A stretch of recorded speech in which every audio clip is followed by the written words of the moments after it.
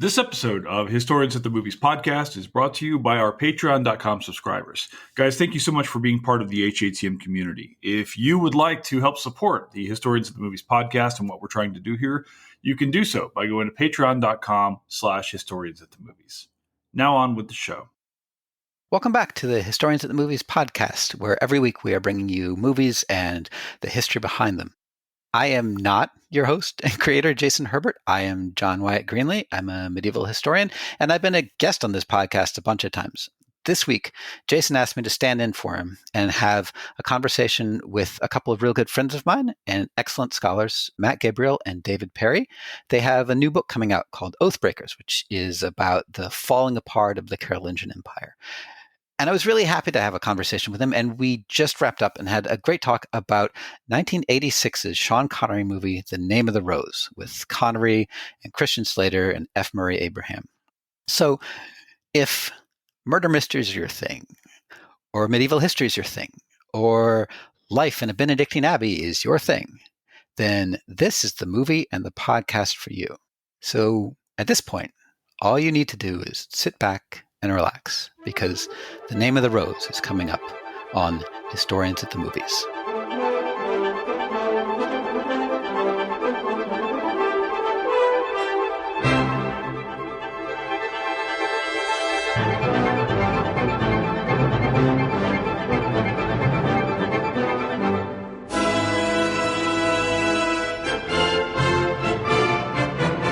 Well, so Jason usually kind of starts us with banter and then just kind of hops in, but I'm not Jason, so we're just going to kind of get going here. We are here with Matt Gabriele and David Perry, and we're here to talk about The Name of the Rose and about their new book. And we're going to try to kind of run those things together and see what we can do with it. So I know you guys have both been on the podcast before, but there's people who haven't maybe listened to the episodes with you, which they should have, but maybe they didn't. So you guys want to start by introducing yourselves, and we'll kind of go from there? Yeah, I'm David Perry. I am a medieval historian. I worked on at least a long time ago, 13th century Venice. I am a staff member at the University of Minnesota. I advise every history major and minor at the University of Minnesota, which is a lot of fun. But I'm also a journalist and public historian. I have written a lot of journalism for a lot of outlets, but with Matt, we wrote the book The Bright Ages together as a new history of medieval Europe, and now we've got Oathbreakers. Yeah, and I'm Matt Gabriele. I have been David's collaborator for 3-4 years now, I guess, though we've known each other for a lot longer than that. And I'm a professor of medieval studies at Virginia Tech. I work on the early and central Middle Ages. So Oathbreakers, our new book, is kind of right in my wheelhouse. But I go all the way through kind of the Crusades. In fact, the last time we were on here, David and I both work on the Crusades. We talked about with you, in fact, right? Yep. About Kingdom of Heaven. And Kingdom of Heaven, that conversation wonderful documentary. Yeah, that documentary about irrigation practices in the Middle East. Yeah. Mm-hmm. So, yeah. Anyway, but I'm excited to be here. I love Name of the Rose, and I can't wait to I watched it again last night, and I can't wait to talk about it. So. Yeah, I am too. So as you mentioned, both of you, you have a new book, which you sent me a copy of it, which is great. Have here, Oathbreakers. And we'll kind of talk about that as we go along, because I'm really excited about that. I've gotten into it and haven't quite finished it, but I've been working on it. And for sort of full disclosure here, you all hired me to do the maps for this book and for the Bright Ages as well. So I am not an uninterested party in your work, but I enjoyed it nonetheless. So, but let me correct you on one thing there, John. Yeah. You did our exceptional maps in both of those books. Yeah, let's talk about meteor. Let's talk about meteor craters. I'm ready. Yeah. That's the first time I've done a map of a meteor crater, and it was really interesting. It was fun to do. So we are here, among other things, to talk about The Name of the Rose, which I think we've all watched lately. It's one of my favorite medieval movies too. When I've done a bunch of podcasts with Jason, and one of the early ones I did was with Thomas Lecoq, and Jason asked what our favorite medieval movies were, and this was one of the ones I listed. So I was really excited when Jason asked me to host this podcast with y'all, because I really enjoy this movie, and I hadn't watched it since I'd gone back to grad school. So I got to watch it with with a very new set of eyes this time around. But yeah, so The Name of the Rose, 1986 movie, starring Sean Connery. So why did y'all pick The Name of the Rose? And what about this movie made you want to do a podcast about it? Yeah, so I'll start. I, like you, love this movie. I saw it, it came out when I was 13. I probably saw it when I was 15. It's not exactly appropriate for children, but I did get to see it. I don't quite know. I don't quite remember the context. I think it was early in the days of the VCR, and so on VHS when it came out in Nashville as a teenager. Yeah, I think I saw it on beta, actually. Yeah, oh, fantastic. Yeah, as I date myself. Yes. There's a lot of kind of silly medieval movies that we like to talk about. We did Historians of the Movie on A Knight's Tale, which we enjoy. We did Historians of the Movie on, not the podcast, but the sort of the live watch on the King Arthur Sword Bro London movie with, the gangsters in London. And that's a lot of fun. And then, of course, there are movies that are sort of more serious that I tend not to like, such as Kingdom of Heaven, which we had a great time trashing with Jason. That's a movie that takes itself very seriously, is trying to be authentic, and all we did was trash it. Which is fair. Oh, 100% fair. To me, this is like the good movie that is authentic to as much as a movie can be, that gets a lot of things right, gets a lot of mood right in ways. The things it gets wrong are not things that bother me as a medievalist, but it's also it's still a really good flick. Like it's a fun murder mystery flick with Sean Connery doing Sean Connery things, which in the 80s, but still today, watching it this weekend, I still really enjoyed. Yeah, and I think I just would echo everything that David said. I mean, it's just a really enjoyable story. And it's also, one of the things it has going for it, right, is that it's based on a novel written by Umberto Eco, himself an actual medievalist, and so he's attentive, and I think exactly as David said, to the things that kind of matter in what kind of sets the mood or gives the vibe for what would actually kind of be related to the Middle Ages, and which kind of defies expectations, in which it talks about kind of learning and education, but also kind of really serious theological debates in which people's lives are at stake over the course of the movie. Plus, it's got Sean Connery, so can't go wrong with kind of classic Sean Connery. And a very, very pretty Christian Slater.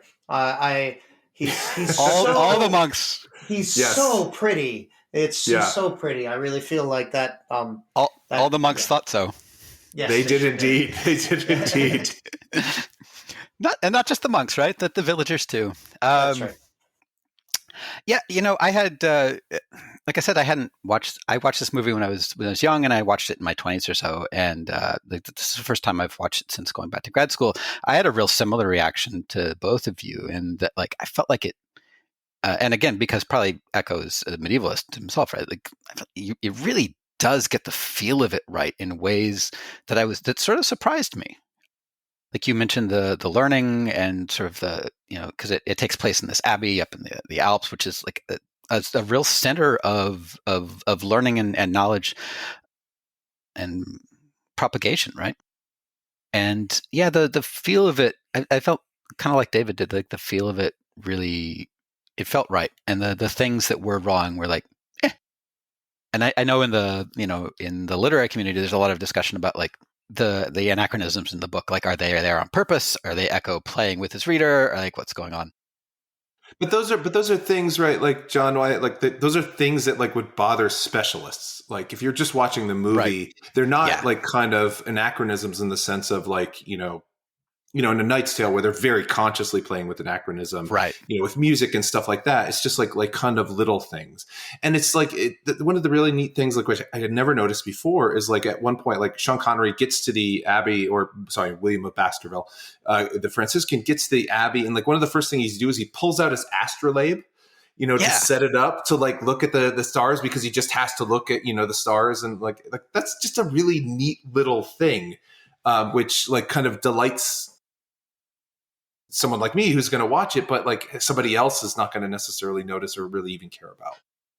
Yeah, well, actually, and this is one of the questions that I had for y'all, which I sort of had a little bit later in the thing, but we'll get to it now because it's where we are. Were there moments in this film like that sort of struck you as a historian? You're like, oh, that's really cool. I know what that is, that maybe somebody who's not a specialist wouldn't notice, but like you see and you're like, oh, they got that right, and that's really fascinating. So Jason sometimes calls these codfish moments. But yeah, so the astrolabe, David, do you have any sort of codfish moments in the film, or Matt, you have any other ones? I really love there's the part of the premise for people who haven't seen it is that an order of Franciscans are coming to this monastery to meet with representatives of the Pope to debate a real debate about, not this exact debate that I know of, but a real debate about clerical poverty, right? That one of the Franciscan big innovations is that they're going to try to really emulate Christ, including not owning anything. And the church is happy for individuals theoretically to not own things, but the church should continue to own things, or rather the papal delegation. And they kind of set it up in a way. It actually starts very late. This Franciscan delegation and the papal delegation start to argue about whether Christ owned the clothes that he wore. And what I love about that is it both has a kind of reality and absurdity to it that's also real, right? Like on the one hand, it's sort of hilarious, this jewel bedecked guy, and then these incredibly serious, monks in simple robes arguing about whether Jesus owned clothes, which is a little silly, but also while being silly, and I think some of these debates were pretty silly historically, but because it happens late in the movie, you understand the seriousness, you understand the stakes, you understand that there are different kinds of Christianities living amongst each other and sometimes in harmony, if not sort of happy harmony, but at least, coexistence, and sometimes with a real threat of violence or at least, dissolution of a major religious order. And so the ability to both, they don't get together and have a debate, should the Franciscan order exist? But this more technical thing about owning clothes, and yet with the context really big. And I can't think of anything like that in, not just in film, but in sort of historical fiction in the Middle Ages that quite captures this thing I love about the 14th century and the theological debates going on at the time. That really is quite a moment, right? Because the movie doesn't do a ton of work explaining what's going on, but right. It builds up the tension enough with the sort of through conversations between the Franciscans, especially, that you have a sense like that this debate is really in some ways very existential for them. You don't even have to necessarily understand, and I think part of the kind of charm of the movie is that for a general viewer, they're going to see the absurdity of that argument because, the director does a very good job of, like David was saying, these jewel bedecked clerics coming directly from the papal, the papal court in Rome, arguing with these guys, basically kind of bums, these Franciscans who are immediately beforehand kind of mistaken for peasants by the Benedictines who are welcoming to their monastery. And stuff like that. But at the same time, one of the things I was going to mention too is that it does such a great job of playing up the different kind of, as medievalists would say, the different religions within the church, the different professions and the orders. The Benedictines are these black clad monks who are hosting this thing. The Franciscans are these, kind of lighter clad monks who are, and they're kind of cool and well kept. And they're interesting and stuff like that. And the Benedictines are just this bunch of misfit weirdos. They're all with very consciously terrible hair. And they're all super fat and they're clearly gluttons and they're just not paying any attention. The abbot is this kind of dour weirdo. Their hair is kind of all over the place, even though they have tonsure and stuff like that. And then there's the papal guys. But that kind of stuff I think is just so super interesting. And you get the stakes, which are real medieval stakes, as David was saying, even without necessarily having to understand kind of what the papal politics of the 14th century kind of are. And that to me, let me just say one more thing. That to me is part of the joy of the movie. The book is better in a certain kind of way, right? It has so many layers. It's so deep. It's so richly researched. It's beautifully written. It's beautifully written in Italian. It's beautifully translated into English. It's amazing. But you actually have to know a lot to get into it at all. And even if you know a lot, it can be a little bit of a slog to get into and get going. And I recently, started rereading it. I did not finish a reread of it because It's like 500 pages, man. It's amazing, but it's so much work. Whereas this movie is not work. Oh, it's a murder mystery. Look, there's Sherlock Holmes, except he's William of Baskerville, and you're there. You're ready. You're on your way. There's a conspiracy going on. Like, these things are so, and the visual communication of a movie that a book, Eco can describe things, and surely does. I mean, he's in some ways an art historian. I mean, not exactly, but like, he's so interested in images, and his descriptions are amazing. But they run for pages sometimes. Whereas here, it's just, oh, well, we've actually set this in a monastery, and we're going to show you the monastery, and then we've got really well costumed people. Go. And so it's one of the few moments where an adaptation of an amazing book into a film adds something really, rather than, I mean, things are lost too, but it adds so much that I'm just delighted to be talking about it and to have seen it again recently. I really love the which I'd never noticed before, is there's a little line at the very beginning of the movie which says it's a palimpsest of Umberto Eco's novel, which I thought was so delightful. Oh, I missed that. Yeah, that's fantastic. It's like right before the credit, right before the title. Actually, like, while the credits are running at the beginning, it just says that, and it's just like, oh, what a neat little thing, which only nerds like us would kind of get. And it's such a delightful way of saying, like, look, we're honoring the book, but this is a different thing, and we've layered something else on top of it. Yeah. No, that's really fascinating. So why don't we kind of take a second and back up and kind of talk through what's going on with the movie, right? So we start with, because we kind of jumped into the middle of it, and and that's maybe my fault, but it is what it is, man. Right. So we start with our two sort of primary protagonists, right? So William of Baskerville, this Franciscan monk, and his novice Adso, who is they're going to this monastery up in the middle of nowhere in the Alps, like really in the middle of nowhere, for this conference. And so can David sort of talked about this a little bit, but like, you guys want to talk about kind of what they're doing there? What's this debate there? They're coming for a debate with the Pope. Like, why are they debating with the Pope, and what's going on there? Why are they coming to this monastery? So I think we got to start a little right with the Franciscan order, for people who for some reason have not spent the most of their lives thinking about 13th century Italy. I don't understand, but apparently some people don't spend as much time thinking about that as I do. So some people make bad choices, man. That's right. So the Francis from the Franciscan order, Francis of Assisi, a 13th century saint that I like to say is, for medieval Christians, becomes the most popular Christian since Christ in a certain kind of way. He's an international celebrity within the Catholic and really, I think, even beyond the Catholic world.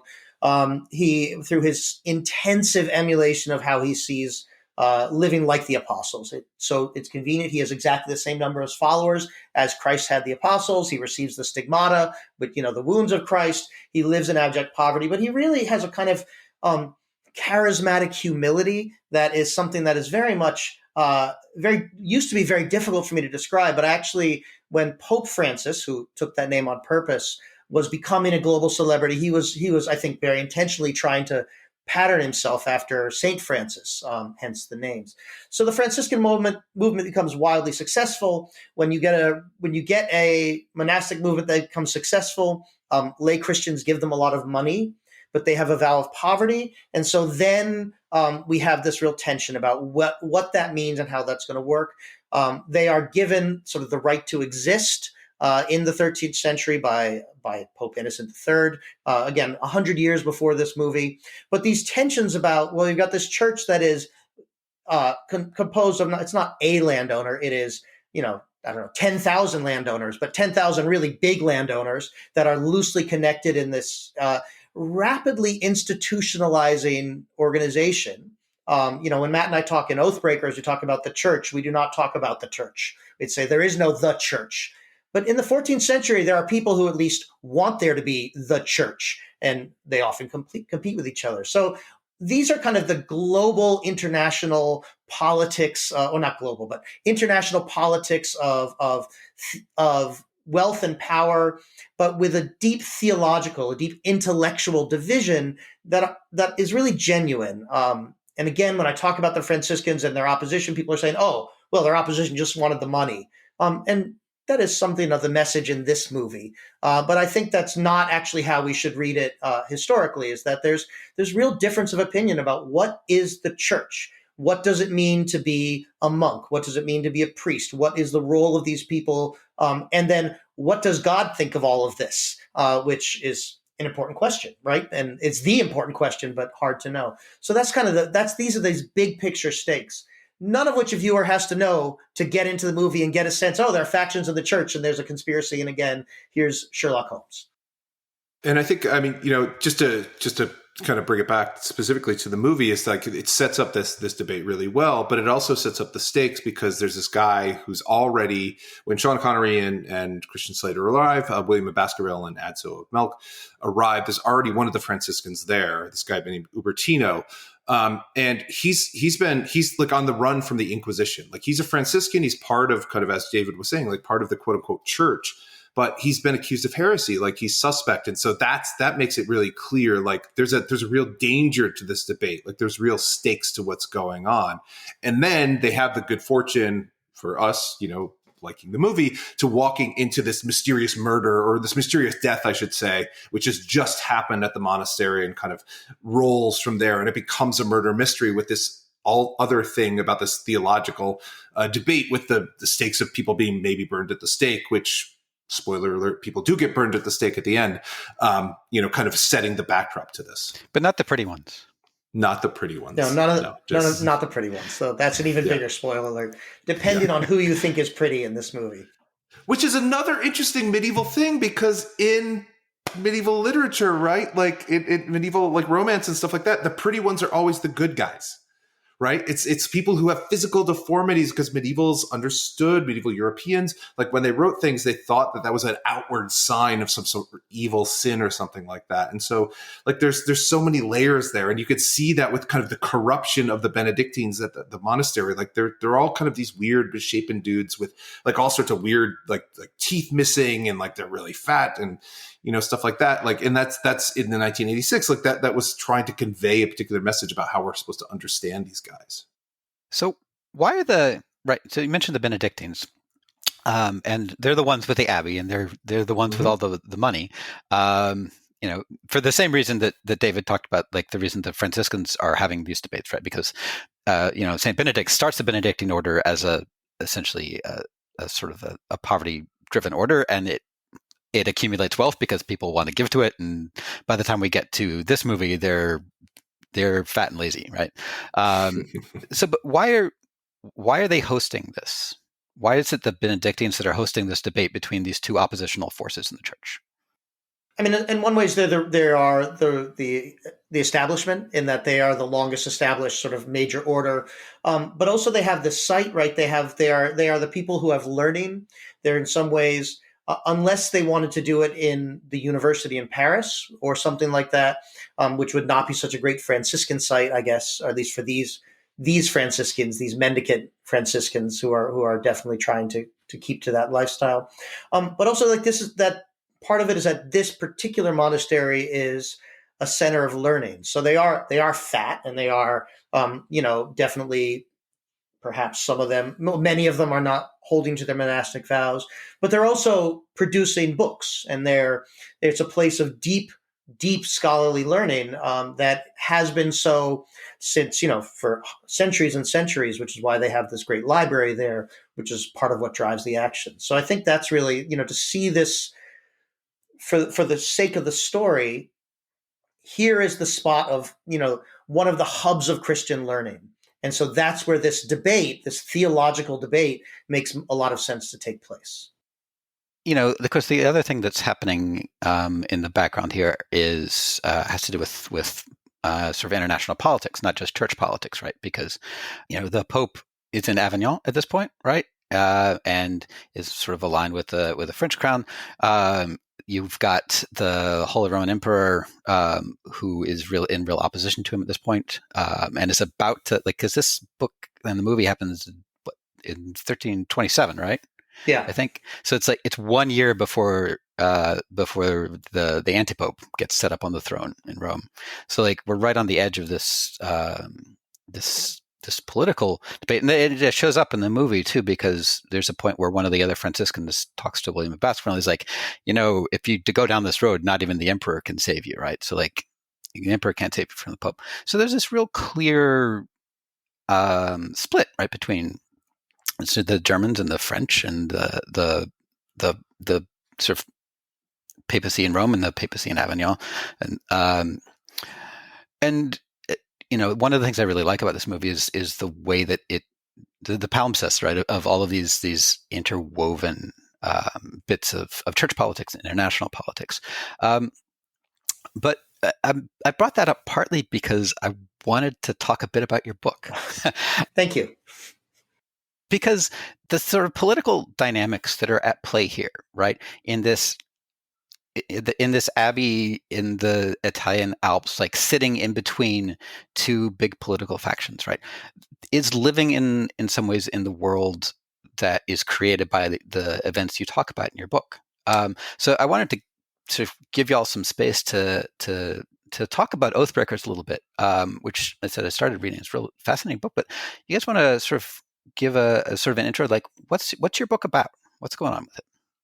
Yeah, sure. So the book Oathbreakers, which is out in December, early December, it's set several centuries before the events of Name of the Rose in kind of the late 8th and early 9th century. So right around the year 800 and then into the early 9th century up to about 845, 850, something like that. And it talks about a European-wide empire ruled by a dynasty called the Carolingians, a group of people called the Franks, who the Carolingians ruled over, and how they created an empire and then created kind of a cultural and political consensus that again spanned Europe, involved the papacy in Rome, and then it fell apart very, very quickly within the span of kind of 10, 20 years after a disputed succession and a squabble, more than a squabble, a civil war between brothers, erupted into kind of extensive violence and ultimately led to the division of Europe, which after many, many twists and turns would lead to kind of what we think of as kind of France and Germany and Italy and things of that nature. And then there's also, kind of this idea of an empire that people keep trying to relate themselves back to, and the question of the relationship between the Pope and the Emperor, which, as you say, is coming right into one of its real crisis points. There are many crisis points in medieval European history, but this is one of the big ones. A lot of them. There's both a real history that we can sort of connect over time, but in some ways even more powerfully, there's a rhetorical history, by which I mean in Christmas Day 800, as we talk about in the book, the Pope crowns Charlemagne emperor. So that is a thing that happens that we talk about. But what it means and what it means for papal power versus imperial power is a debate. And it's a debate that continues for centuries and centuries and is absolutely a major point once again here in the 14th century as we enter into Name of the Rose, because it's sort of unprecedented, or it is unprecedented, but then it creates a precedent. But for whom? Is it the Pope with the power? Is it the Emperor with the power? What does that mean?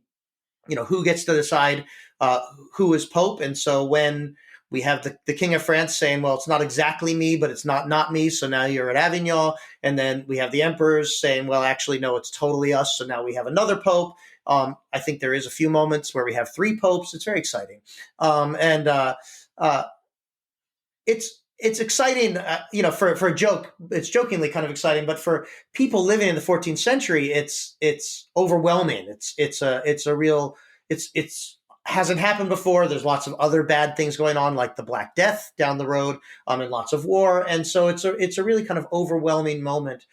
And setting a story, from the perspective of a novelist, Umberto Eco, or this film, right before that's happening, but when all the tensions are there, all the players are on the field, they just sort of haven't taken that first step yet, is very dramatic. And I'll say we have a bunch of moments like that in our book too, where we know that there's going to be an all-out civil war.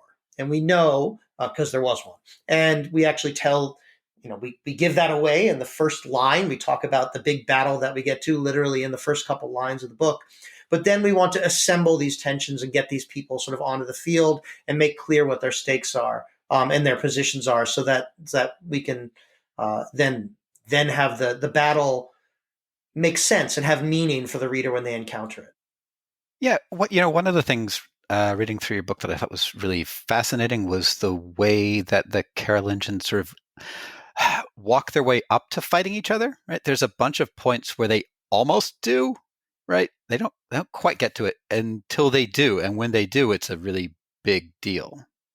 But I was fascinated by the way you talked about the sort of the importance to the Carolingians of maintaining the appearance of sort of unity and power. And I wondered if you might kind of talk a little bit about that, about the ways that the Carolingians sort of managed that until it all sort of fell apart underneath of them. Yeah, I mean, I think, you see that in some ways, like we were talking about kind of the divisions within the church in the film, right? So there's Benedictines, Franciscans, and then kind of the papal envoys and stuff like that. But like they certainly all considered themselves Christians, though there would be some kind of squabbles about, whether they're good Christians or bad Christians or something like that.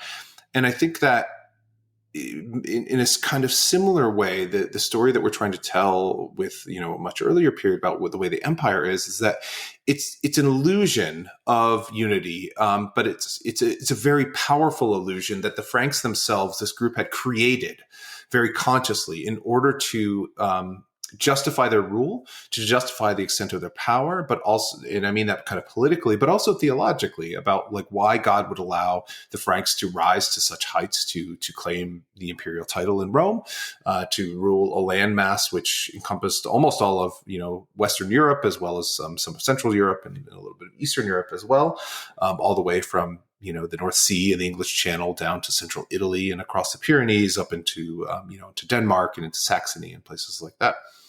And by the time we get to the outbreak of the Civil War, the moments just before the Civil War, like they forgot that they had created this lie for themselves, and it was so powerful that they believed it.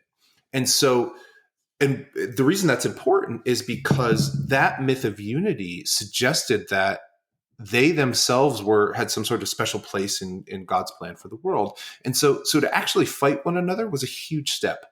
And so they were always willing to walk up to the brink of the cliff, but nobody was ever willing to jump off until finally somebody did in June of 841 with this Battle of Fontenoy that we talk about.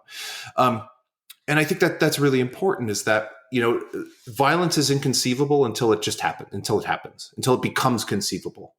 And I think one of the things that we're trying to say is that although the Franks themselves saw it as a shock when the Civil War actually broke out and the Franks started to kill one another, if you look back at the long history of the Franks themselves, of imperial politics, is that it's very precedented. Like there's hints of this, of things that are building in this way.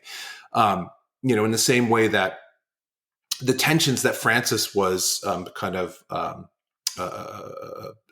or the tensions that were revealed when Francis developed, his own kind of spiritual path and developed his order afterwards were very common, but it was going to cause tension. Like it was going to erupt into these kind of theological controversies. And so if you look at the long history of these events, they make a lot more sense. Part of the story that you tell in the book talks about the way that they sort of build this understanding of themselves, right? And part of it has to do with things that they create, and part of it has to do with things that they hide, right? Like you talk about how there are years in the archives that like are not there because the story they want to tell is about a sort of bloodless and peaceful transition of power. But that's pretty questionable. And the fact that the archival evidence is missing from those critical moments tells you that maybe that's not what happened. Do I sort of understand that to be sort of the point you were making? I was actually, because I knew we were going to talk about this movie and then also talk about our book, I was thinking about that in the context of this movie, which is about a single book, which then could be destroyed or not. And, if it is destroyed, then it's gone from the record, right? Except for people kind of remembering having seen it. But there is, one of the things Matt and I talk about all the time is that the Middle Ages are knowable. There's lots of sources that we can work with them, and that's all true. But there is certainly a fragility of any particular source, of any particular moment necessarily surviving. And that fragility isn't just because of rats and floods and fire, although those things happen. I mean, there's a fire in the archive I most would have wanted to read about 20 years after the events I'd most like to know about. Those sources are gone. So sometimes it's just that, but also it can be deliberate. And that's something that the movie is very important. The deliberateness of controlling history and controlling information, and very much part of our story too. There's a big coup in the year 750, 751. There's a source, and its only job is to say what happens every year, but it conveniently doesn't have them only for the years of that coup. So could it just be rats, fire, flood? Sure. But that doesn't actually seem all that likely. Mm-hmm. And again, I just want one more thing. Sorry. It's easy to imagine, I don't know, Stalin, right, erasing people out of his photos. It's something that we know modern people control sort of these histories, but I think there's often a lack of thought about the ways in which people have done that at other moments, including during the Middle Ages. It's hard to prove an erasure. It's hard to prove a lack of evidence, but these are kind of moments where, these are complicated political thinkers doing sophisticated things, sometimes really shady, really violent things, but sophisticated nonetheless.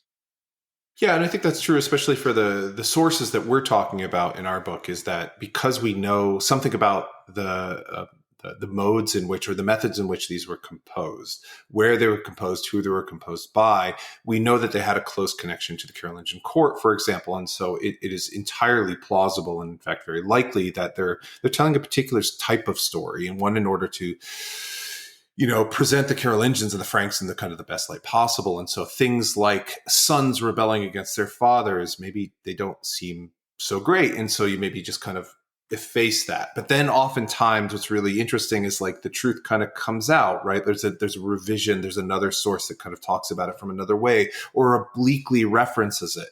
And I think that's one of those things, like, kind of, again, tying it back to the movie, is that like there's this book that's this great mystery, which is at the center of the mystery, but like people know about it, and you can't get to that book, that William and Adso don't get to the book kind of going directly at it. They can kind of attack it from these different ways, and they can find out a little bit more about it by, and that's kind of the process by which I think we're trying to, kind of approach this complicated past. Yeah, and I mean that is the movie hinges right on this one text, this one Aristotelian text, and essentially one person's effort to control it and keep it out of the sort of public domain in a sense, and it winds up being sort of the impetus for a series of kind of unconnected murders, right? That William stumbles into. So, we've got this monastery in the Alps with this fantastic scriptorium, doing really amazing work. I don't know where they're getting all of their vellum, but that's sort of that's maybe you don't see a single sheep or anything like that. No, I thought there might have been a goat somewhere, but I'd have to go back, and we should just rewatch the movie just looking for goats. Just looking for goats. Yeah, there didn't seem to be this sort of tannery works necessary to actually support that kind of work, but that's a logistical issue. This is the danger of having an environmental historian in the room. Right, but so it turns on this book, this like Aristotle's second book of Poetics, right, which is not extant, right? We do not have that book, right? Which is part of Echo's kind of plot twist here, right? Mm-hmm. But there's a copy of it in this monastery in the middle of nowhere. How likely is that? Totally likely. 100% likely. One of the things that we have this whole history like of the rediscovery of classical texts in the Renaissance, and these Renaissance men are very impressed with themselves for having found these texts. They were just in the library. They were usually just in monastic libraries, and while monks were not using them to recreate a narrative of sort of classical Renaissance, right, of rebirth, they were keeping them, and they were keeping them on purpose, and they were copying them, and they were illuminating them, and they're right there. So we actually have lots of examples of lost texts from antiquity found during the Renaissance. and those are important moments, and they do spark certain kinds of intellectual movements that are real. As you both know, I'm sort of a Renaissance denier, but there are things that happen. There are intellectual movements that happen, and a lot of them are because somebody reads these texts they didn't have access to normally, and then they make them more accessible, often using things like printing. And the Venetian printing industry is really important in this. But they find them in just sort of monasteries, probably some in the Alps. Actually, there's probably a map somewhere of classical manuscripts discovered in the 15th century and plotting them. But finding them in the Italian Alps is a totally plausible place to do it. So in some ways, that's one of the least implausible things in this, that a rare text that otherwise hadn't been known would be just in this monastery, that it would not be, there's no circulation. There's not, the whole point of going to a monastery is just to stay there, not to travel around, though people do. So I actually find that entirely believable. I think that would be very interesting, maybe to the people who are listening, is to understand like how many classic texts exist in like one manuscript, right? Like one copy, like Beowulf, right? Like Beowulf is everybody's read Beowulf, right? In if you've gone through the American or English educational system, you've read it in some English class at some point. Like one manuscript, man, like one kind of cruddy manuscript, which now is in the British Library, and it's a really lovely manuscript to look at. But like it exists in one manuscript. Lucretius that we almost lost. That we almost lost. Absolutely, could have as David said, fire, rats, and flood. Yeah. I mean, like, very easily could have been lost, in one of the more famous, fires that destroyed a whole lot of medieval manuscripts. Stuff like, or even like Roman texts, like Lucretius. Like Lucretius exists, De Rerum Naturam, on the nature of things, like exists, a kind of a classic of a certain type of Roman philosophy, like exists in one manuscript. Like, and it was a manuscript, if I'm remembering correctly, like found at the bottom of a cask of ale or something like that. Like the monk had copied it and kind of hidden it. I don't know if that's apocryphal or not, but it's a good story, so I'm going to tell it right now, and now it's true. That's a very medieval way of dealing with it. It is, absolutely. The name of the rosé. There we go. The name's there you go. Yeah, that's the unwritten sequel that Echo, right. had produced. That's my fanfic. That's the fanfic. Yeah. There's got to be Echo fanfic out there, right? I'm sure there is, but I'm not going to read it at this time. That's right. Right, and I mean that's one of the narratives of the Renaissance, right? Is that like these sort of these people going up from Florence to scour medieval monasteries in the Alps and Germany and France and England, and like sending back these manuscripts they found that the monks didn't know they have, which is a little bit akin to like people saying how they found things in the British Library. It's like well, you looked at the finding guide, didn't you? They were in the library. Yeah, that's right. Yeah. I discovered them by looking at the inventory of the library and then reading it. Yeah. But yeah, so I was sort of with David that struck me as really plausible. This idea, and the Greek texts especially get lost though, right? Like Aristotle and Plato, like they don't have texts of Plato at this point. Am I right about that? That's a couple hundred years later, isn't it? I don't know, but I think it is important, right? A lot of these things get lost, and a lot of them come back to medieval Europe, not because they've been preserved through, classical Greece and Rome, and then in the Roman world, and then sort of copied forward, but through Arabic translations, and then Arabic translations that then move into the Mediterranean world, and then sometimes move into Greek, sometimes into Latin, sometimes into Judeo-Arabic, right? But I mean that are moving through these networks of exchange that are not, Cicero put this down here and then died, and then later Leonardo da Vinci picked it up, or Petrarch or whoever, right? There's these long, complicated chains of transmission. Yeah. And I think that's extremely important to remember too, is that by, the movie set in about early 14th century, like 1320s, something like that, late 1320s, it would be extremely normal for educated churchmen to know about Aristotle, to have read many commentaries on Aristotle by Islamic thinkers like Avicenna, Averroes, people like that.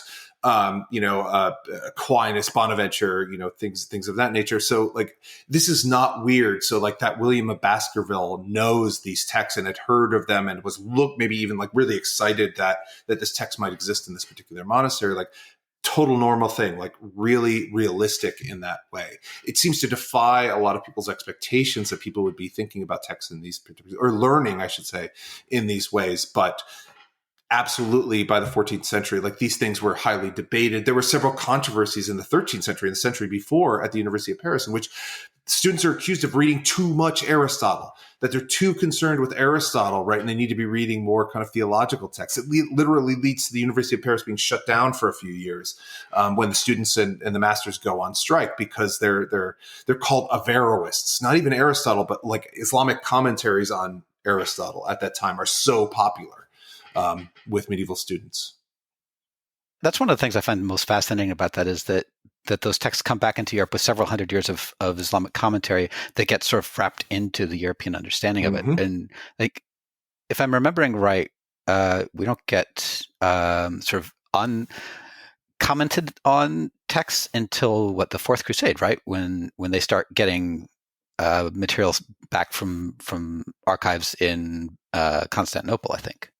I mean, I think that the biggest movement is actually more closer to the fall of Constantinople, the 15th century, where you start to get really a substantial body of Greek texts moved out of the Byzantine world into Italy, and in particular to Venice, where some of them still are. And but there certainly are some later.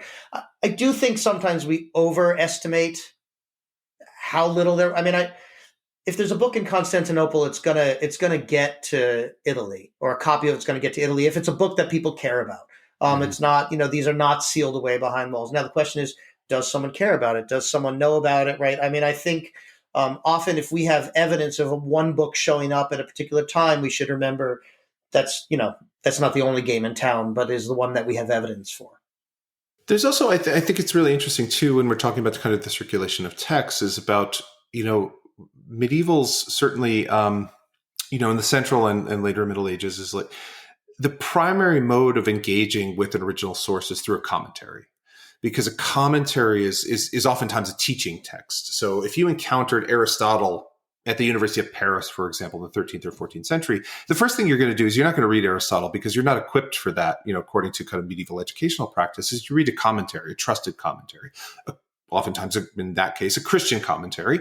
And then, once you were okay with it, you were stable, especially theologically stable, then maybe you could be exposed to, Islamic commentaries or something like that. And then only then, after all of those things, would you be exposed to Aristotle. It worked the same in monastic education in the earlier Middle Ages with the Bible, is that monks were trained on the Bible, but they were trained through commentaries on the Bible. You would never be exposed to something like, the prophet Elijah directly. You would read lots of commentaries on Elijah before you were allowed on your own, in your own education, to read Elijah itself, because you need to be kind of trained in that mode of interpretation, first of all. But by the 14th century, that's starting to kind of dissipate, and we have kind of theologians reading the original text in really interesting and different ways. And that's really neat in some ways, that the movie and the book, is kind of showing that and talking about it in the way that it does.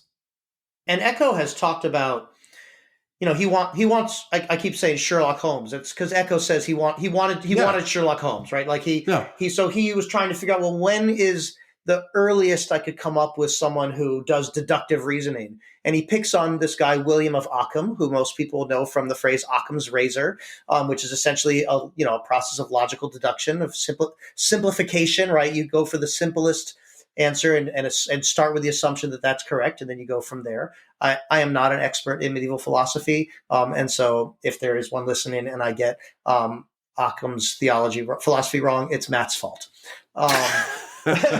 There we go.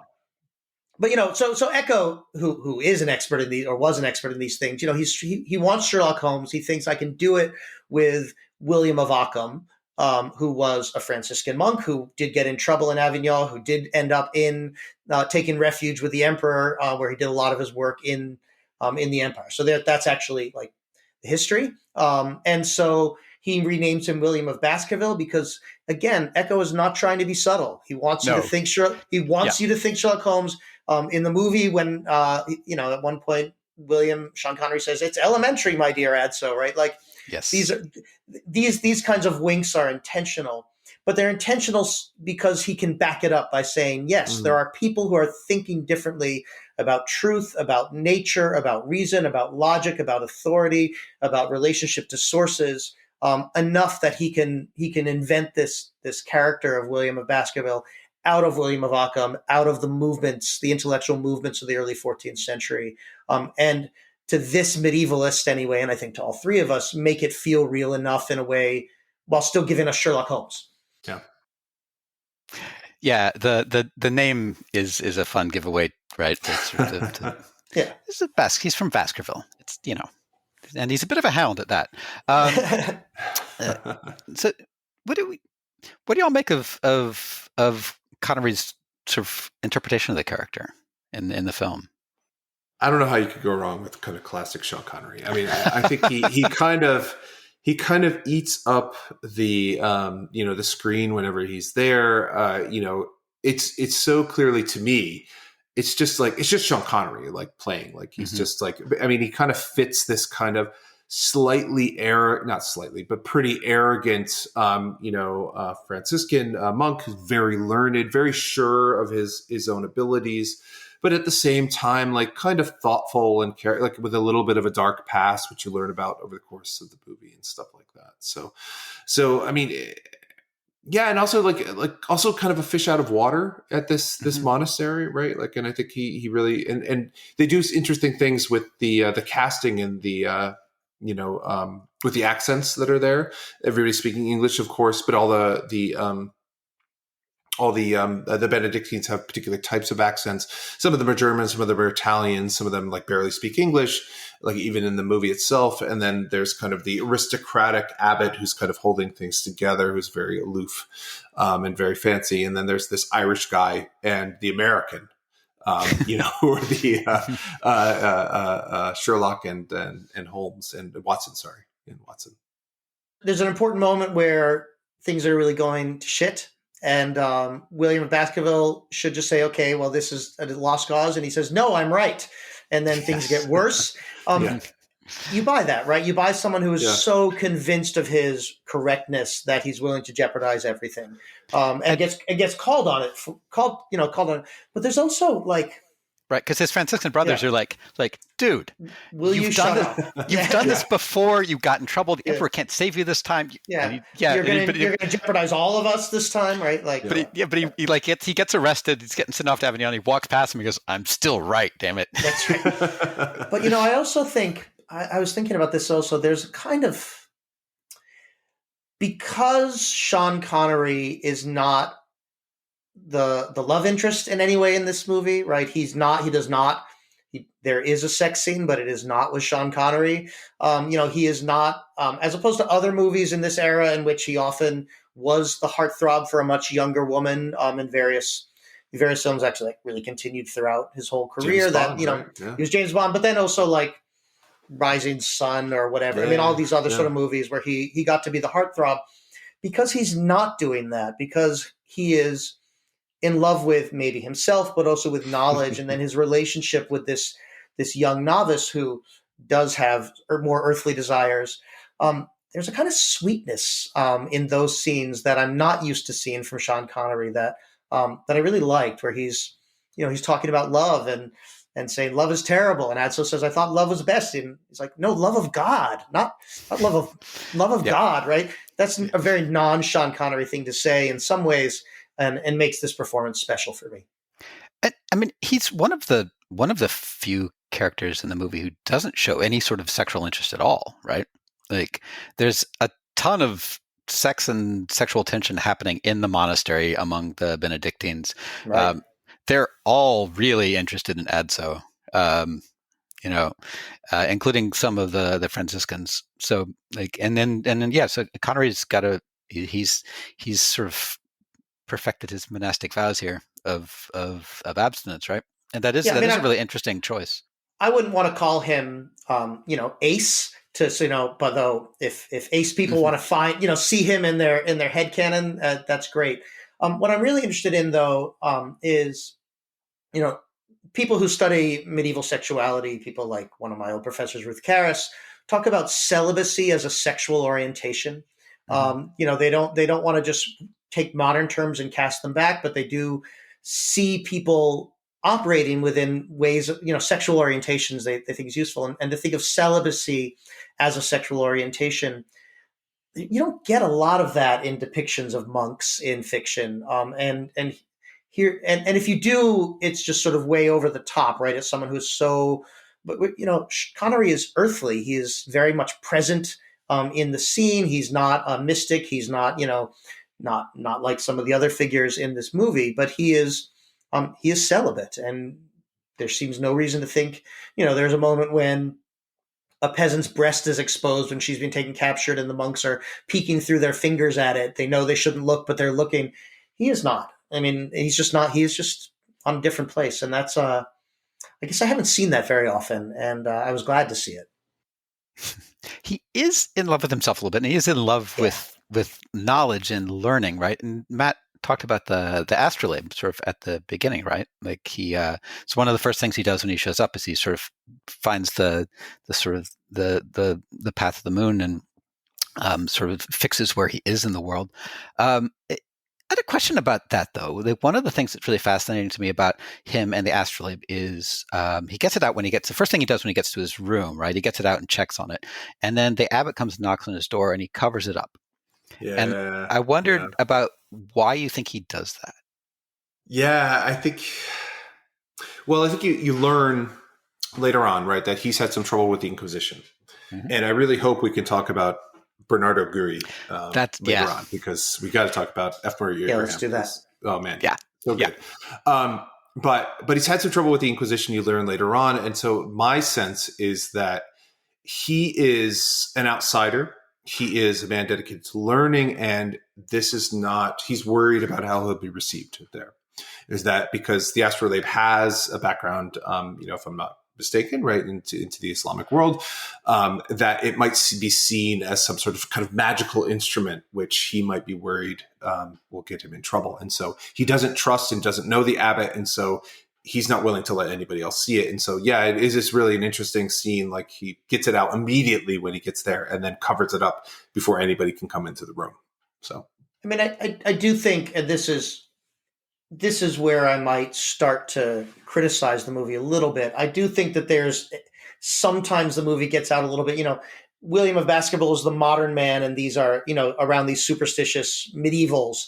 And so, science is the modern thing, and he's the one who sort of figured out science and other people haven't gotten there yet. And, the reality is that all of these things coexisted in the Middle Ages in lots of different ways, and often in very much nonlinear ways. But as criticisms go, I can kind of live with it. Yeah, and I had wondered about my first thought was to wonder about the take that Matt had on it, right? That it's this and you too, David, this question of science and learning versus sort of superstition. But we're also several hundred years from the astrolabe getting introduced in Europe. Like, it's relatively common. Like, Chaucer's about to write a book on it for his son. Abelard and Eloise named their child Astrolabe, more than 100 years earlier. More than 100 years earlier. Yeah. So what I actually can't. So that was sort of my first thought, but then I wondered if maybe it was more about this question of property and poverty and spiritual poverty, right? He's a Franciscan, and they're having this debate about ownership and do you even own the things? And he's got this super fancy, very expensive metal astrolabe and a sextant too. I think he had. They had two different things. Yeah. And I wondered if maybe it were that, that's his sort of cheat, his little treat. He gets to play with his astrolabe sometimes. I am persuaded by your argument, and now I have no criticisms of the film. Good job. I'm very pleased. Well, I wonder, because Matt said he's a fish out of water, and he is, but in a lot of ways, right? Because he's also somewhat a fish out of water with his Franciscan brethren too, partly from his background, partly from his attitude, right? You will note, during the debate, he doesn't say a word. all the other Franciscans are kind of get yelling at the papal advocates, and the papal advocates yell back, and William's just kind of sitting there. It's not clear how much he really cares about the theological debates. But again, there is an interesting history, right? The Franciscans become powerful, and then there are the ones who say, okay, we're going to now be in universities along with our fellow mendicants, the Dominicans. And then there's the ones who say, no, we really need to just keep wandering from place to place, begging for our meals every night like Francis did. And there's intense debates about that that are, by the time of this movie are 40 or 50 years old, but are still ongoing for sure. And there is a Dominican in this movie too, right? Yes. Bernardo Gui is in the inquisitor who comes to the monastery to sort of take control of the investigation. Which, F. Murray Abraham is fantastic in the role, right? He's unlike most of the other monks, he is very sleek. His hair is just so, and he is really sort of he's not fat, he is not deformed, and he is very evil. At least that's the way the movie, to me, that's the way the movie portrayed him. Yeah. So what's going on with him? What he's in the Inquisition, right? But we're not in Spain. Nobody expects the Spanish Inquisition, but do we expect the Inquisition from Toulouse, which is where he's from? Yeah. So Bernard Guy is, actual person from the Middle Ages, lived a century earlier though, so a little bit out of place, if I'm remembering my timeline correctly. But kept a very detailed record of his time. I looked it up. He lived from 1260 to 1330. So not. Oh. So he is. All right. He is within his time. But he's not going to. It doesn't die there, though. I want to be clear. I did not memorize his dates. I just looked them up. So. But a well-known inquisitor who kept a detailed record of his time in, as you said, John Wyatt, in Toulouse, investigating heresy as part of the Inquisition. And here he is deployed to great effect to root out heresy. He goes looking for heresy, and of course he's going to find heresy. Accuses the poor woman who's just looking for some food, and as well as people who were actually heretics, it turns out, living within the monastery. And had tangled with William of Baskerville before, and tangles with him again. Yeah, so he does root out a heresy, right? There's the peasant woman who is nameless and voiceless mostly. Mm-hmm. She just grunts. Yeah, she says a couple words in Italian here and there, but just really very, and not in English, right? Everyone else speaks English in the movie. She says a couple of words in Italian. Yeah. So and then the two the two actual sort of heretics, right? Yeah, the Dulcinians. Dulcinians, right? I was trying to. The name was escaping me. I looked that one up too. So actual heretics? Yeah. Okay. Yeah. Not ones I was familiar with, but yeah, they're Dulcinians.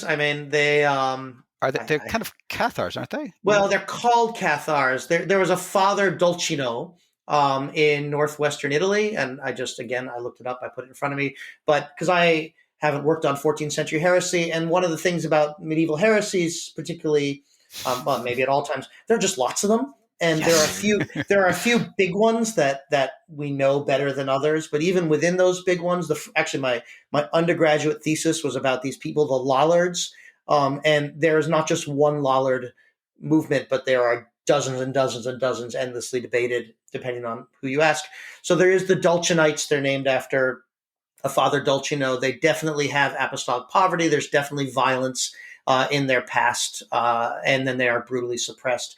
The people who don't like them call them the Cathars, and people may know the crusade against the Cathars, the Albigensian Crusade, these famous Southern French, mostly Southern French heretics. Again, who they are, which ones, to what extent are they organized or not? There's lots of great books you can read about these debates. There's no reason to think that the Dulcinites are particularly connected to the Cathars, except in the eyes of their enemies. But what's important is that there are lots of people who think maybe the church is too rich, and some people think maybe the thing you should do about it is you should burn down the churches or take their stuff. And sometimes that may be what they believed and maybe not, but it is certainly what the Inquisition says they believed. And so this is why the study of medieval heresy, and particularly because our sources are often very rich but never reliable, can be a lot of fun. And it's clear that Eco, I think, was mostly from northwestern Italy, where the Dulcinites' headquarters were, and so I think probably chose this on purpose. How likely is it that say a pair of Dulcinites would have escaped the Inquisition and like sought refuge in a Benedictine monastery in the Alps somewhere?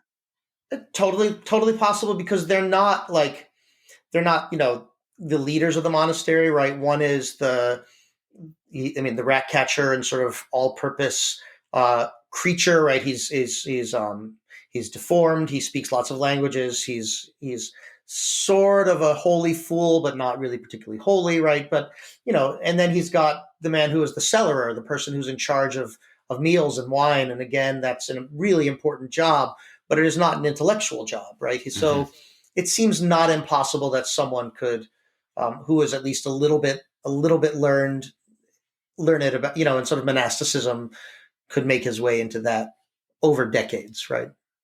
I don't know. What do you think, Matt?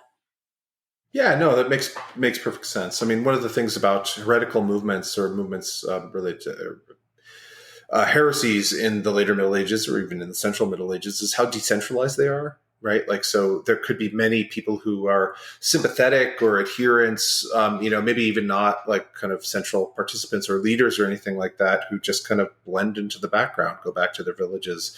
And that's one of the things I think that scholars have talked about, is like how widespread oftentimes these things could be, in which the Inquisition is trying to stamp these things out by interviewing locals and threatening them, and excommunications, and sometimes burning people at the stake, as they do, in the movie. But the reality is that's, even before people who repent and join the monastery to, live out their days in quiet seclusion, that's a like living in the middle of the Alps, like in a remote monastery, like that's a good place to escape to, right? Like, right. Just to avoid people's gazes. So one of the characters in this movie that we haven't talked about a whole lot is the library itself, because so much of the movie is spent trying to get into the library, and then they do, and then it's this like crazy labyrinth of like Harry Potter like staircases. This is not how a medieval library generally worked, right? No, they were pretty well organized, and So the thing that is true is that there was definitely concern, as Matt was saying, about letting people you couldn't just go in as a monk on your first day and grab a book off the shelf and go start copying it, right? That there's definitely control about access, both because it's precious, but also because it's totally normal to have books in these libraries that are not theologically sound, right? That are not totally normal to have books that have pagan roots, that have come from other parts of the world, that come out of other Christianities, or that are just really complicated. And, like the Bible, if you just sit down and read the Bible, you might get it wrong. And that's a real problem. So that idea that there would be a librarian or an assistant librarian controlling access and making sure you're ready for something, that's totally believable. They were not built in really complicated zodiac, which is that's underplayed in the movie, but in the book, right? Really complicated zodiac-related labyrinthine rooms. But they could have been. Well, yes. Yeah, no. One of the things I really like about that library scene, though, goes back to the earlier thing we were talking about, is that at one point they're lost, and Baskerville shouts to Adzo, "Pick up a book and just start reading aloud." And he picks up a book, and he's reading about love and lust, and how if you have too much sex, you turn into a werewolf. Is the short version, but it's presumably a Latin text. It could be a Greek text. He reads it in English, right? But that is describing the findings of an Arabic scientist or philosopher, natural philosopher kind of thing, about what happens to the human body if you have too much sex. So it's funny, but it also is, right? So here in this monastery in the Italian Alps is some book quoting an Islamic philosopher. And I really liked that moment, because we were talking about, that's the vector for so much of this learning. The monastery has this fantastic scriptorium. And then this library that secrets away all of the books so people can actually read them. How much of like medieval work in scriptorium is about just sort of copying rote the book you've got in front of you, like this sort of reproduction of knowledge, which is one of the I think Adso makes the there's a quote he says when he walks into the scriptorium is like the hero is in the heart of like the best thing the Benedictine order does is this like sort of this reproduction of knowledge. Like how much of it is reproduction of, how much is production? How much are the people actually like the copyists? How much are they understanding it, or are they just like basically stenographers? So I think there's, I mean, you can't say it's just one or the other. I don't think. But I think we tend to think, or the popular imagination tends to imagine them just as stenographers, that they weren't engaging with their text. And I think if you actually, anybody who's actually looked at medieval manuscripts know how not true that is, because there's always emendations and corrections. The illustrations are oftentimes very closely related to the content of the text that's there, though sometimes, really elaborate illustrations could be done by another scribe than the one who's actually copying the text itself. But I think there's a very conscious engagement. And there's a really neat source which I've talked about in some articles that I've written from Cluny, for example, from this monastery of Cluny from the 11th century, in which they talked about the monks' reading habits, in which books they've kind of requested from the library to read. And it shows, I think, like a wide variety of interests. There's a lot of biblical commentaries, but there's a lot of classical texts on there as well. And I think so. So I think that anybody who's copying really needs to understand the text, and you only do that by reading it and kind of engaging with it. This one has a little bit. The movie has a little bit of a different conceit in which this is not a text that's being copied. It's not. It's kind of it's in Greek itself. It's kind of secreted away, and people know about it and they want access to it just to read it. They're not intending to kind of copy it in that way because they want to know about the content of it in some way.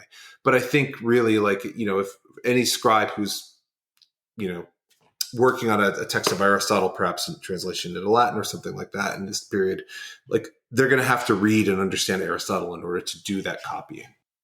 One of the things that I had wanted to get back to, and I don't have a particularly elegant way of doing it, so I'm just going to do it inelegantly, is sort of thinking about authorship and authorial intent. I wanted to pull us back just a little bit to your book.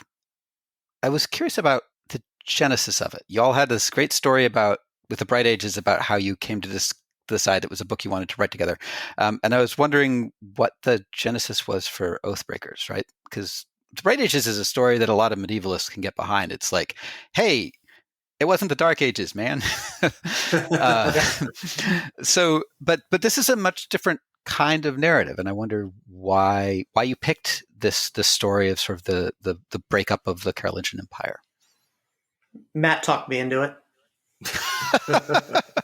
Okay. I mean, we were at my cabin, we were fishing and drinking bourbon, and Matt said, let's destroy the Carolingian Empire, and I thought it was a good idea. Again, destroyed again. Right. Yeah. It already happens. I think so. So, I work primarily on kind of the 10th and 11th century, so a little bit later than this, but I've done some stuff kind of in the 9th and 8th century, which is the subject of the book. And one of the things that's always been so fascinating about this period to me, even back to, even to undergrad really, and then certainly through my graduate training, was how many great sources we have for this period, how intimate and heartfelt the tensions are in which at this moment of civil war, which things fall apart really quickly. Like it's just really stunning to me. Like in 839, you have a functioning empire that spans all of Europe. Well, though with some cracks, apparent in it, and within 2 years, like you have brothers killing each other. So it just falls apart almost immediately. And I'm not, ashamed to say that the current political tensions in the United States didn't get me thinking about that again over the last, 8 years. Right. But at the same time, I think that it's just, the point that David and I were really ultimately trying to make with, like, it's not the Dark Ages, is this is the Middle Ages are knowable. And even this period, which is kind of the darkest of the dark ages in a lot of people's minds, period before the year 1000, like it's a really knowable period. We have a ton of sources from lots of different perspectives, even some sources, in the Civil War, like from various sides. So you can kind of put these things together and try to find out, like in the Battle of Fontenoy, which is kind of this climactic battle in our book, like we have some from one side of the army, we have some from the other side of the army, and we could try to piece together kind of what the stakes were for these people. And the stakes for everybody were incredibly great, were world shattering. And so that just seemed to be a really neat story to tell, one that was really compelling and seemed to speak, to the way that we can know something about the past, but also maybe, I don't know, about our own period, maybe a little bit, sort of, kind of. I don't know that the messages about our own period are reassuring, because they're about how fast things can fall apart. But it did feel topical.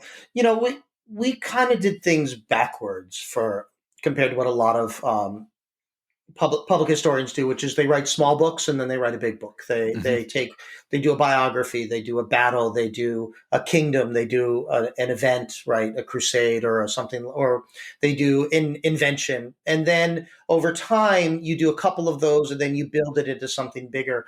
And Matt and I, it wasn't our first day, right? We had been medievalists for 20 years, but we had this big idea that we wanted to do.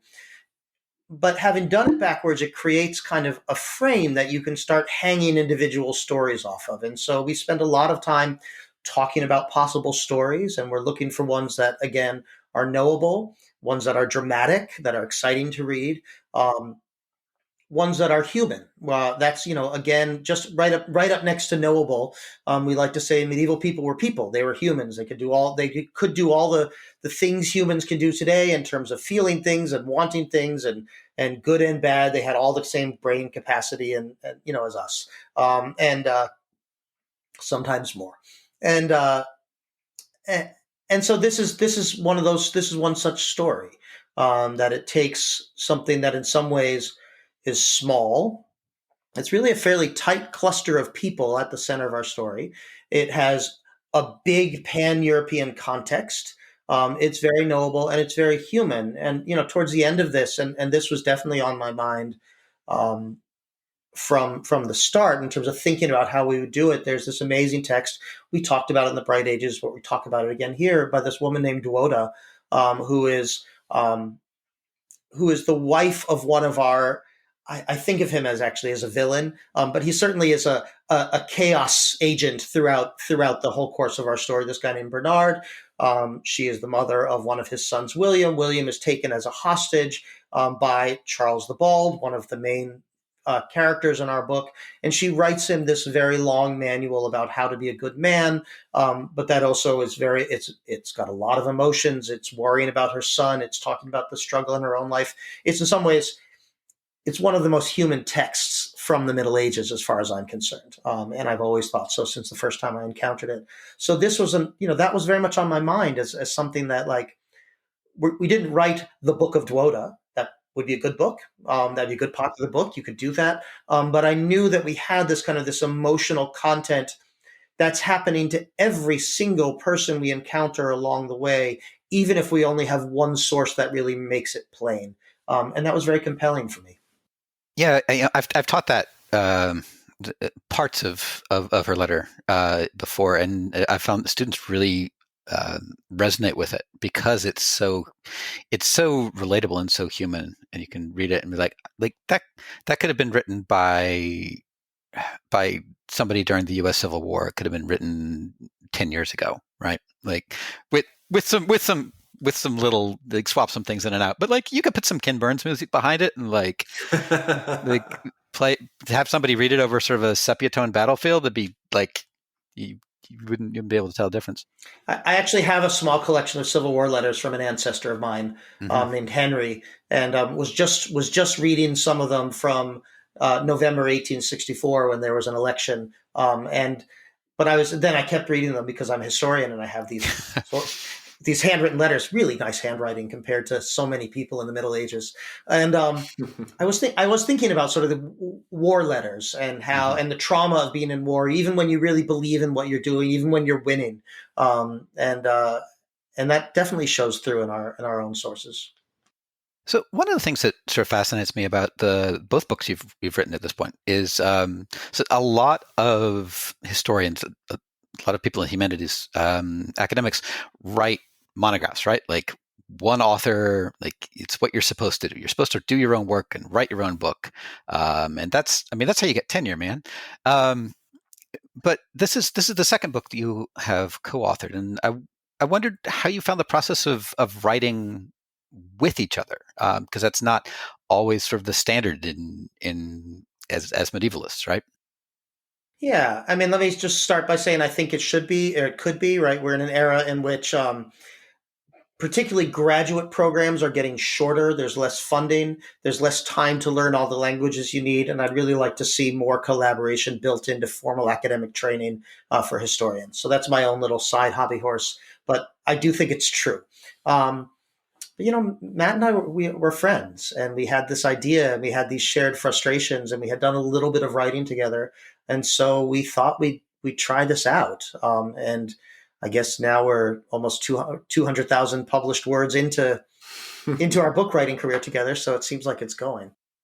Yeah, no, I think, and I want to emphasize, I want to build on something what David said at the beginning too, is that I think it's actually a fiction, but it's a useful fiction that we tell ourselves that we work alone, because we don't, right? Like, if you're in this at all, from any sort of graduate work all the way up to, professorship or even some undergraduate work, like, you're never actually writing anything by yourself. Like, you got to work with, if you're a student, like, you work with your professor, you might talk with your colleagues in your class, you might do these things. And like, you're not actually composing the words, but you are running ideas by people. You're getting feedback. You're asking for, help with kind of formulating things.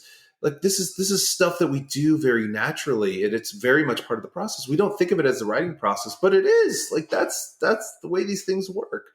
The thing that's different about kind of what David and I do, or what formal co-authorship, is that, we've just kind of formalized that relationship, in which I'll write a few thousand words of crap and I will send it to David and say, "Hey, fix it."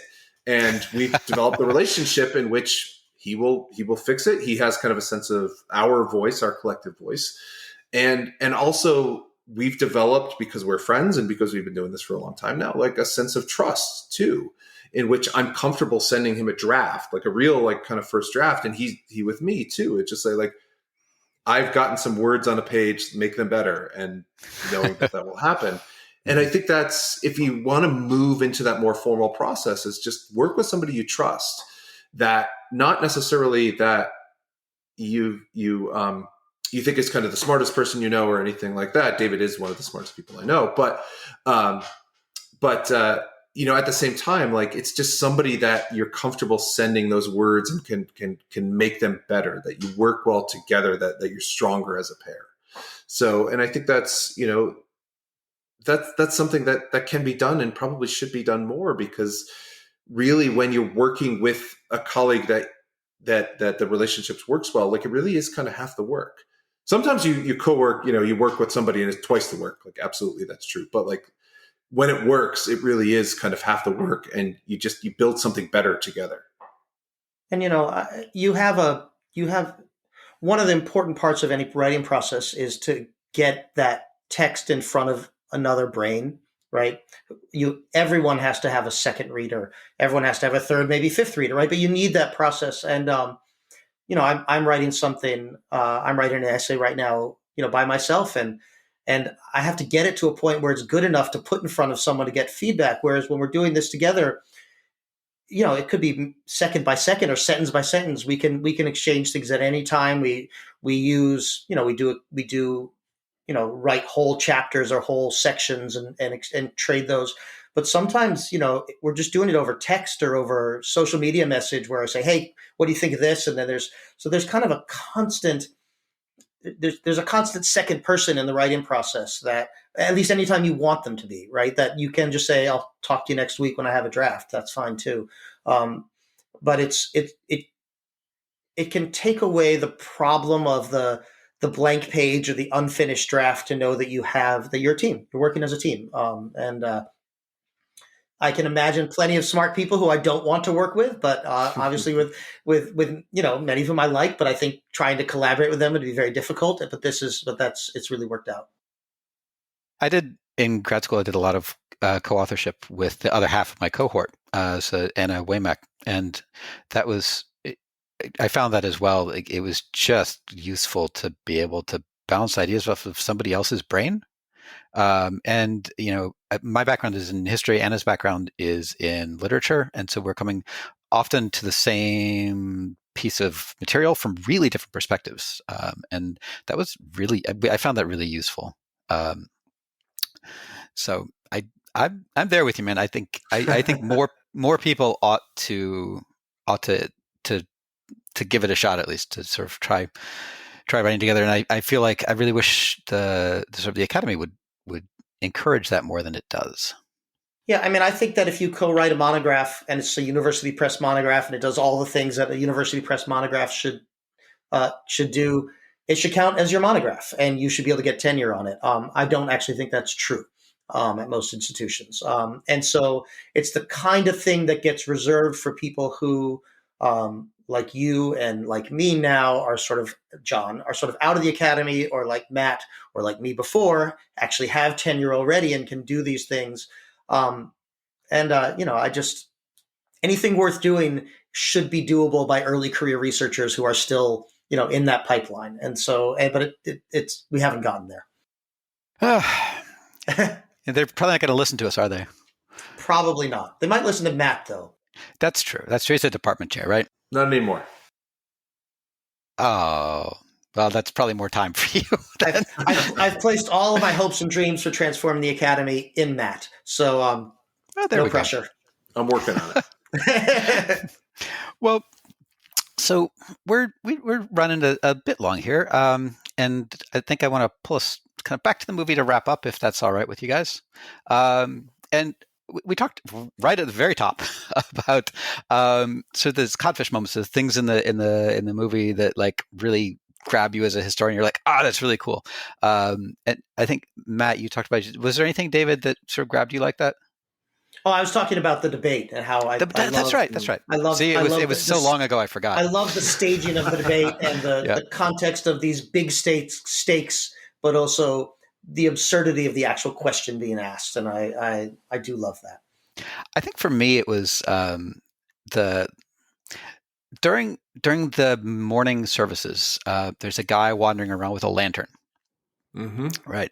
And I love that because it's a very specific office called the Circa, right? It's not in the initial Benedictine rule. It gets introduced in the English 10th century monastic reforms. It's in the Regulatus Concordia. And the Circa's kind of an ass. His job, among other things, is to wander around and find things that the monks had left where they're not supposed to. And then he brings them to chapter and accuses them of being terrible. But the other thing that he does, and this is what I love, is, and I did a conference paper of it, this at Haskins a couple of years ago, is in the nighttime services. So and the early morning ones, what his job is he's supposed to wait until about halfway through the service. And then he's supposed to pick up his lantern. And he's supposed to wander around the choir looking for brothers who've fallen asleep. And what he does, he takes his lantern and he bam, puts it down right in front of them. And then he just goes back and sits down.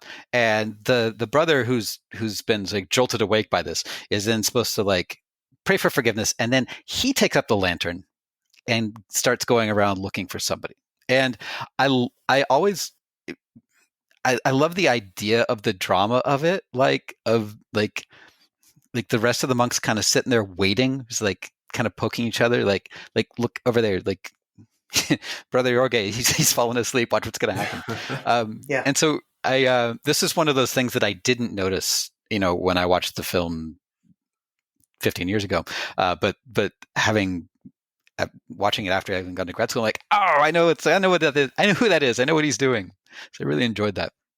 One of the great things about a movie set in a monastery, right, is that we know both what life is supposed to look like, because we have, a very detailed 3-ring binder that everyone is supposed to follow, right? And we know we have so many sources a lot of them complaining, but we have so many sources describing what life was actually like. Mm-hmm. And so, I actually think there are a lot of times where it's pretty hard to recreate in detail what life might have been like in a peasant village. We have a lot of guesses, but most of the real sources on peasant life are either fully literary or lost because they were oral, right?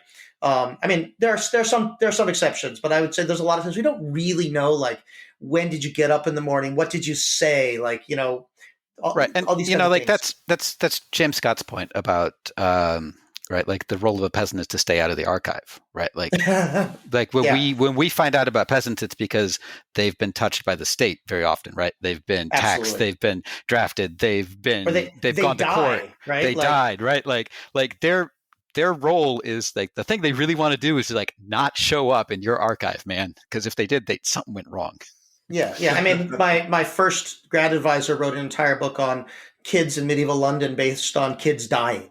Like that's the only time she could figure out what their life was like, was where they were when they died. So that's kind of grim, right?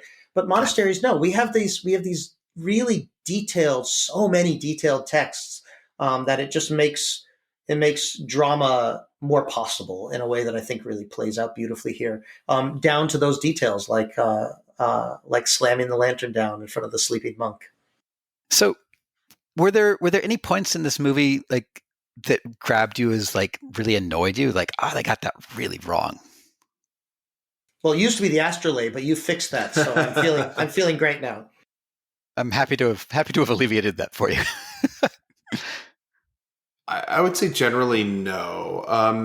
The thing that does frustrate me a little bit, just a tiny bit, but I understand kind of why it happens for the story, but just about how everybody except the Franciscans is kind of pretty corrupt within the church, is that there's not even none of the Benedictines, none of the monks are really kind of redeemable.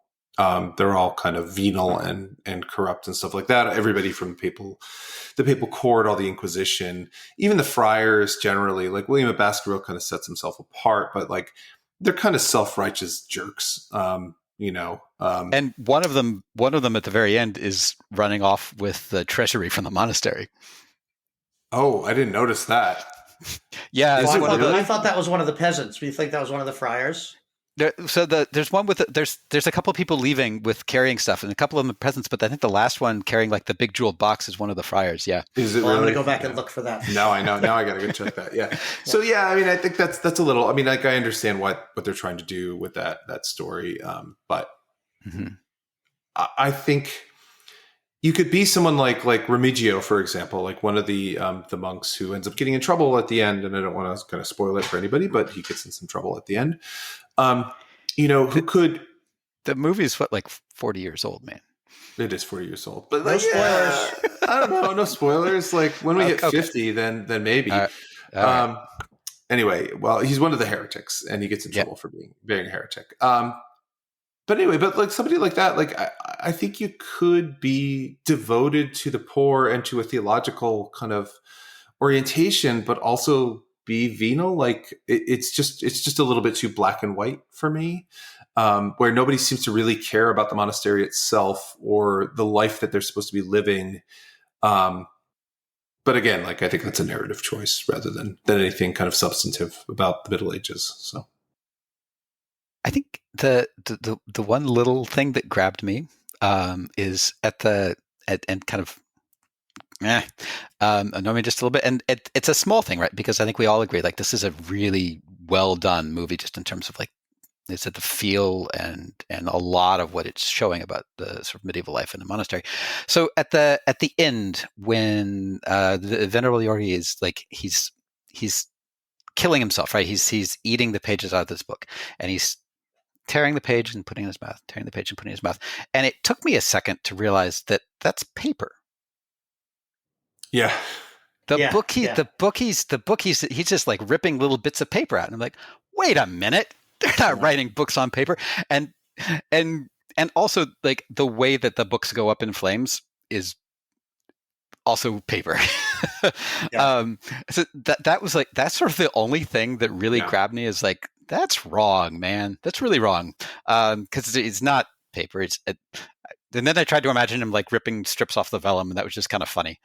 Yeah, like I mean, you could chew on a corner of vellum for a long time without really doing any damage. You could. There's another thing too, like which is not related to that, but just like I guess this is annoying too, is that so again, I guess we're past spoilers right now, but the venerable Jorge who poisoned the book, like put some poison on the book, like it's like the corners are covered in green goo. Like, did nobody notice that? Like they zoom in on the corners, which has the poison on it, and it's not like subtle thing or anything like that. It's just like all the corners are covered in green goo, and like not a single person noticed that. They're like, hey, my finger tastes weird. Like, what's going on here? Like after one taste, it's. Although it made me think there's a woman named Kate Rudy who works on medieval female monastics or late medieval female monastics, and has a great project called Dirty Books, in which she's literally looking for the corners of books on vellum that are dirtiest, because her theory is those are the ones that people are reading the most. Because often a medieval book, medieval books contain many, many texts. So which ones are they flipping to and reading a lot? So she's using science to figure out, 15th century female monastic reading habits. So I kept thinking about dirty books, but Matt's right. Like it's slimy green. Someone's probably going to notice that. Probably. I did think so. Since I knew what the story was watching the film this time, I did notice the movie does a really nice job of setting up the fact that they all lick their fingers dramatically when they turn pages. Right. like from the very beginning, there's a ton of just like. Turn the page. Like it's very clear that like that's part of the Benedictine training is like how you turn pages. Whereas when I tried that in the British Library, they threw me right out. That is frowned upon. And you just feel like, look, it's right there. Yeah, I know. And they would have told you that they're doing it for your health, because you never know when they're poisoned, and you obviously can't tell. That's right. So that's true. All right. Well, so I guess that'll bring us to kind of our last question here, and it's sort of the traditional historians of the movie question. So I feel compelled to ask it, right? Is this a history movie? Oh yeah, absolutely. I don't think it's even a question. I don't think the movie works if it's not in a 14th century monastery with these particular tensions happening. That any other kind of Sherlock Holmes movie that isn't in this 14th century just doesn't work. Yeah. I think the like as David was saying, like the context adds so much richness to the story. I mean, you can have a murder mystery kind of set in an archive, kind of anywhere or at any time, but like the fact that there is this underlying theological tension, which you don't necessarily need to get, theological and political tension, you don't need to kind of understand, but it does add a kind of a weight to it. And the other thing that we haven't talked is like there's a cover up that's happening during these murders, which is related to, the Book of Revelation. And, is the Antichrist kind of at work, or the devil is at work at the world, killing these monks and stuff like that. Like that just adds so much to it and really kind of ups the stakes and really, enhances the story. Yeah, that was kind of my take too. It's sort of authentically set and authentically told, and partly because Echo's trained medievalist, right? He knows what he's talking about. Yeah. And I think you're right. It doesn't work so well. I mean, there are murder mysteries in abbeys, right? But I think it doesn't work as well taken out of context. So Matt and David, thank you so much for being here. Do you want to sort of, on our way out the door, you want to tell people where they can find you and where they can find your book and when they can get it?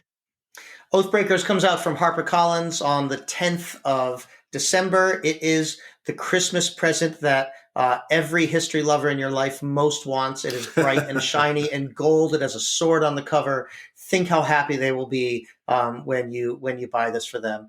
These days, I'm mostly on Blue Sky, but you can find our newsletter. If you look for a modern medieval newsletter on Button Down, you'll find us there.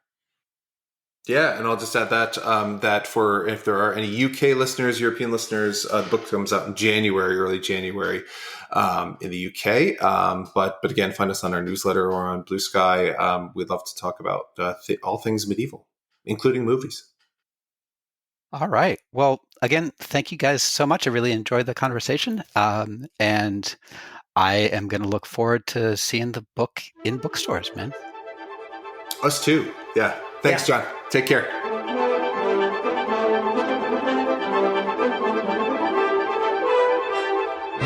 And that's a wrap here at Historians of the Movies podcast. Thank you so very much to our guest host, John Wyatt Greenlee. John, thank you so much for doing this. I hope you come back. In fact, I know you're coming back. We've already talked about this.